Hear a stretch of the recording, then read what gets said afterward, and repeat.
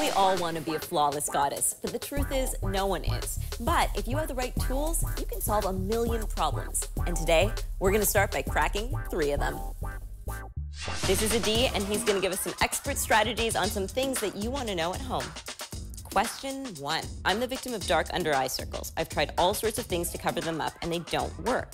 What's a fail-proof makeup regimen for this? Number 1 client request is how to cover dark circles. Before you even try to attack your dark circles, what you really want to do is hydrate the eye area. With the ring finger, you want to tap in the vertical bone. Step number 2, you want to correct. What you want to look for is what type of shadow you have underneath the eye. This is the magic wand, and you see it has sort of more of a peachiness undertone to it. Then take a concealer brush, apply it on. So you really want to build your application. And then I'm gonna go to my highlighter concealer, which is a lighter color. It would basically help to really brighten the skin.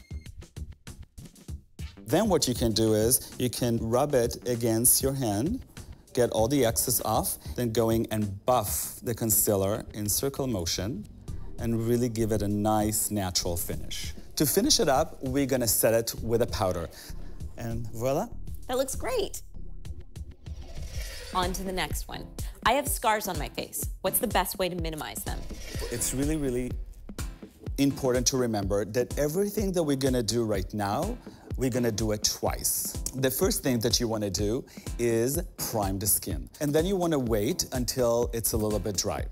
After it dried a little bit, again, we'll go and we'll do it one more time. The next step we want to do is we want to conceal.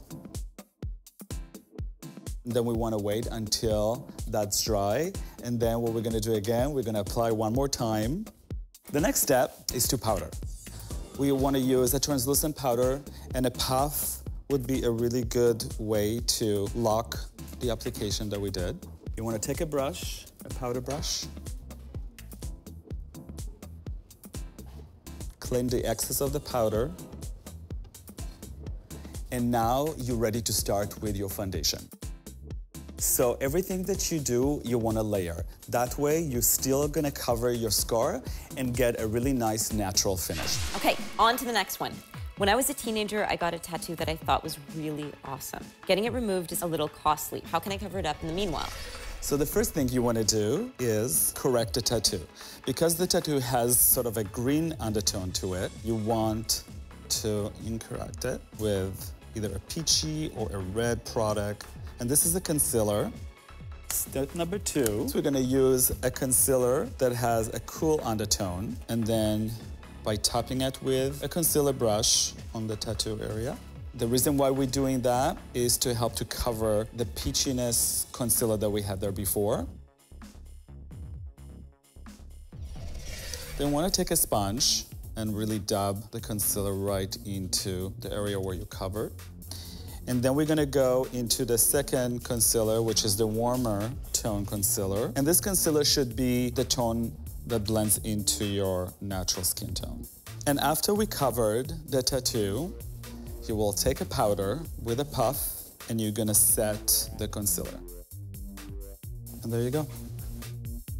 Thanks, Adi, for showing us your tricks. And if you have any beauty questions, tweet us. We'll get them answered.